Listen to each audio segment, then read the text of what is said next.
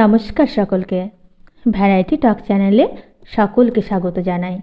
আশা করি তোমরা যে যেখান থেকে আমার ভিডিওটি দেখছো তোমরা সকলে খুব ভালো আছো। আমি রত্না মল্লিক, আমি আবার চলে এসেছি তোমাদের কাছে নতুন একটা ভিডিও নিয়ে। তো আজকে আমি আলোচনা করব, তোমার প্রিয় মানুষটি তোমার হাতটা ছেড়ে দিতে চাইছে, তুমি কি করবে। দেখো, তুমি তোমার পার্টনারকে খুব ভালোবাসতে, আর তোমার পার্টনারও তোমাকে খুব ভালোবাসতো। এত ভালোবাসতে যে যেটা কল্পনা করা যাবে না। তোমরা উভয়কে ফোন না করে থাকতে পারতে না, মেসেজ না করে থাকতে পারতে না, দেখা না করে থাকতে পারতে না। সেই মানুষটা ছিল তোমার প্রাণ, জীবন।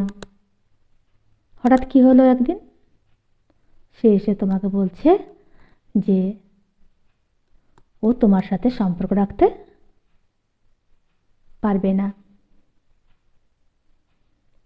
শুনে তোমার খুব কষ্ট লাগছে, তাই তো? কিন্তু না, একদম কষ্ট পাবে না। এটা জেনে রাখো, ঈশ্বর যা করে মঙ্গলের জন্য। সে যদি তোমাকে ছেড়ে ভালো থাকতে পারে, তুমি অবশ্যই তাকে ছেড়ে ভালো থাকতে পারবে। আর সেই ছাড়তে পারে যে তোমাকে কখনোই খাঁটি ভালোবাসেনি। ভালোবাসাটা ছিল খাদ। অরিজিনাল ভালোবাসা হলে না, সে ছাড়তে পারতো না। সে তোমাকে যদি মন থেকে ভালোবাসতো, সে মরে যেত, কিন্তু তবুও সে তোমাকে ছাড়তে পারতো না। সেটা তুমি বুঝতে পারোনি।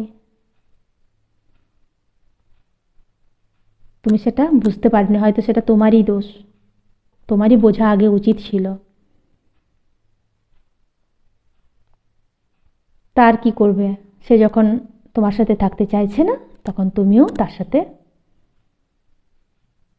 তার নিয়ে ভাববে না, একটুকুও ভাববে না। কেন ভাববে? সে যখন তোমাকে ছেড়ে থাকতে পারছে, তুমিও নিশ্চয়ই থাকতে পারবে। কারণ তার চেয়ে তোমার জন্য অনেক ভালো কিছু অপেক্ষা করছে। বুঝতে পারলে? তাই তুমি বৃথা ওর কথা আর ভাববে না। হয়তো ভাববে আমি তো বলে দিচ্ছি ওকে ওর কথা মানে ভাব না ভাবার জন্য। সত্যি জানি স্মৃতি সহজে মুছে না, স্মৃতি সহজে ভোলার নয়। কিন্তু দেখো, নিজের ভালোর জন্য তো ভুলতেই হবে। আবার সেকেন্ড টাইম যদি কখনো তুমি প্রেমে পড়ো, সেটা কিন্তু একটু ভাবনা চিন্তা করে পড়বে, একটু বিচার বিবেচনা করবে, একটু খোঁজ খবর নেবে, তারপর কিন্তু তুমি প্রেমে পড়বে। দেখবে, একটা বাড়ি যখন তৈরি হয়, হট করে তার বাড়িটা তৈরি হয় না। তো বাড়িটার জন্য প্রথমে স্কেচ করতে হয়, সিভিল ইঞ্জিনিয়ারের কাছে সেটা করা হয়। তারপরে ভিত করতে হয়, তারপরে বাড়িটা করতে হয়, তাহলে মজবুত হয়। সেরকম একটা সম্পর্ক করবে, সে সম্পর্কটা কিভাবে মজবুত হবে সেটা তো দেখে করতে হবে।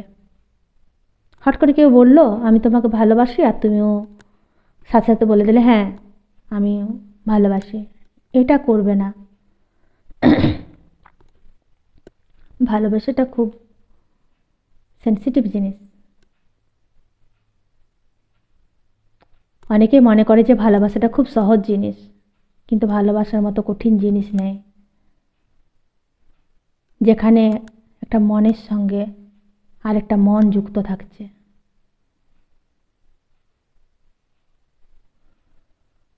তো ও কিন্তু একদিন আফসোস করবেই যে আমি কি হারিয়েছি, আমি কি পেয়েছিলাম আর আমি কি হারিয়েছি, আজ আমার কাছে কি নেই।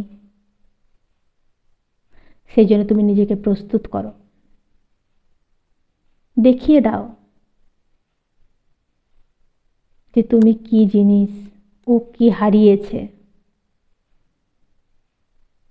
নিজেকে কখনোই ছোট মনে করবে না। কেন ছোট মনে করবে? ভালোবাসার অভাব আছে নাকি? কখনো ভালোবাসার অভাব নেই। একজন গেছে তো কি হয়েছে, জীবনে আরও কতজন আসবে, এটা ভেবে নাও। তাই সুস্থ থেকো, ভালো থেকো, বেশি চিন্তা করবে না। আশা করি ভিডিওটি ভালো লেগেছে, আর যদি ভালো লাগে তো প্লিজ চ্যানেলটি সাবস্ক্রাইব করে দেবে, লাইক করবে, কমেন্ট করবে। ভিডিওটি দেখার জন্য ধন্যবাদ।